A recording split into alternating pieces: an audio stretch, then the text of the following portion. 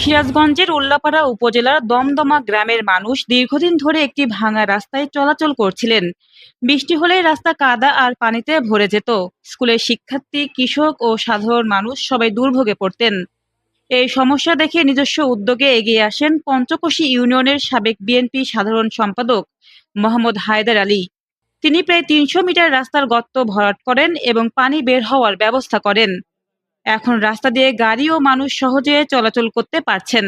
স্থানীয়রা বলছেন এই কাজের ফলে তাদের কষ্ট অনেক কমে গেছে। সরকারি সহায়তার অপেক্ষা না করে নিজের অর্থে রাস্তা সংস্কার করাই এলাকাবাসী হায়দার আলীর প্রশংসা করছেন। একটি ছোট উদ্যোগ বদলে দিয়েছে পুরো এলাকার চিত্র।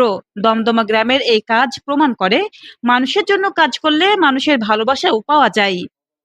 অনেক ভাঙ্গাচুরা ছিল, রাস্তা অনেক খারাপ ছিল, রিক্সায় অনেক গাড়ি উল্টে যেত, মানুষের অ্যাক্সিডেন্ট হয়তো, অনেক ক্ষতিগ্রস্ত হতো। আমাদের হায়দার ভাই তার পক্ষ থেকে সেই রাস্তাটা মেরামত করে দিয়ে পানি গোনার জন্য পাইপ দিয়ে দিছে।